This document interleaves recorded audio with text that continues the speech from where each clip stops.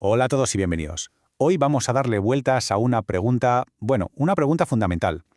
¿Las leyes que nos gobiernan son algo que inventamos o son algo que ya estaba ahí, esperando a ser descubierto? Pues vamos directos al meollo. Esta es la gran pregunta, la que lleva siglos sobre la mesa.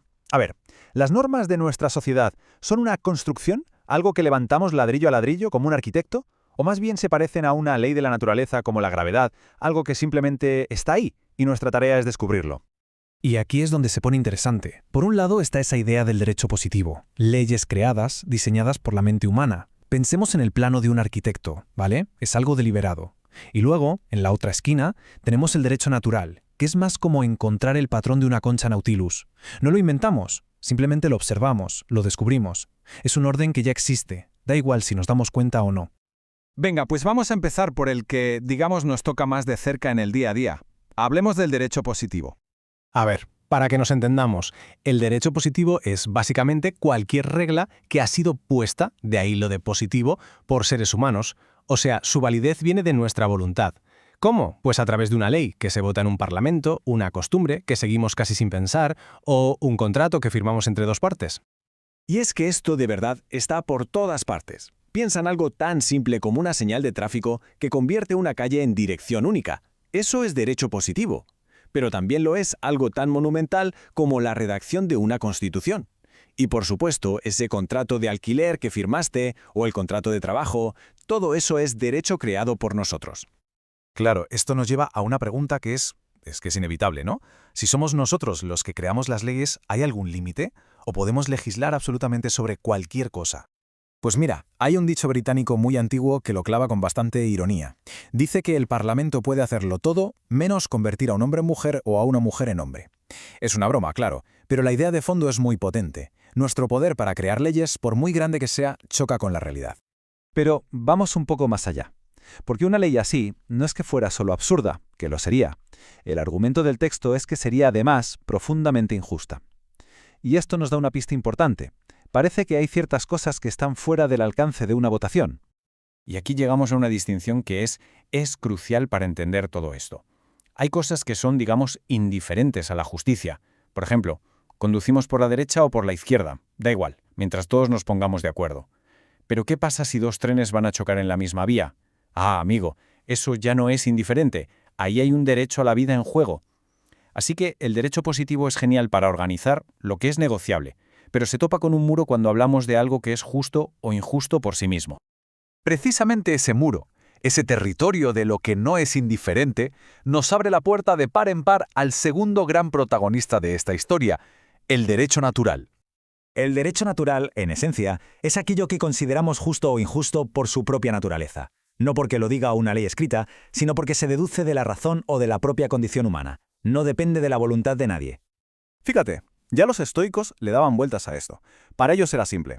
Hay cosas que son racionales, que están en sintonía con nuestra naturaleza, y hay otras que simplemente no lo están. Son irracionales.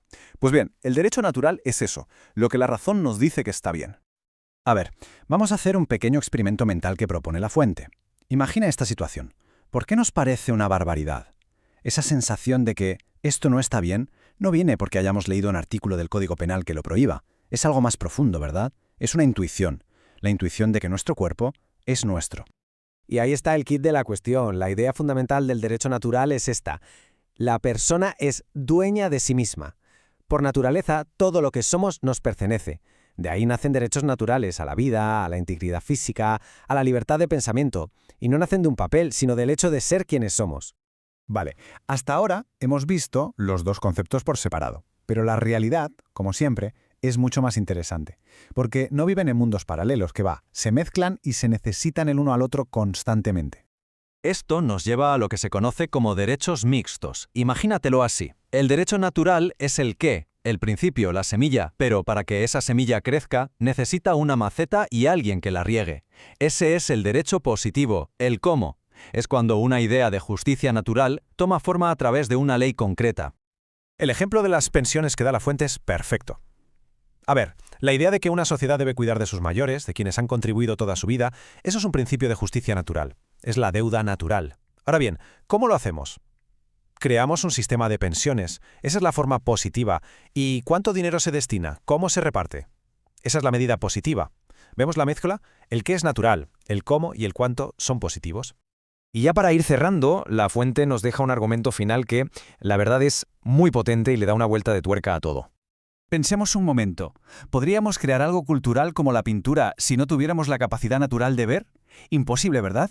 Bueno, pues todo lo que creamos, toda la cultura, se asienta sobre una base natural. Pues con el derecho pasa exactamente lo mismo. El derecho positivo, que es una creación cultural, necesita una base natural para existir. ¿Y cuál es esa base? La idea misma de justicia, la juridicidad. Sin tener una noción previa de lo que es un derecho, no podríamos ponernos a crear leyes.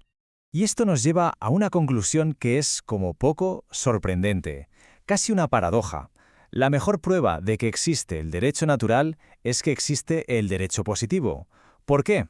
Porque el hecho de que nos sentemos a crear leyes implica que reconocemos que hay cosas que son justas y derechos que merecen ser protegidos. O dicho de una forma aún más sencilla. Para que una ley pueda darnos un derecho, primero tenemos que ser capaces de recibirlo.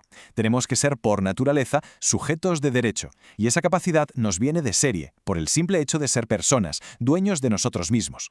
Y con esto terminamos, con una última pregunta que queda en el aire, para que la pensemos. Si el derecho positivo, el que creamos, corta sus raíces y se olvida de esa base de justicia natural, ¿en qué se fundamenta entonces? ¿No corre el riesgo de convertirse simplemente en la voluntad del más fuerte? Ahí queda eso.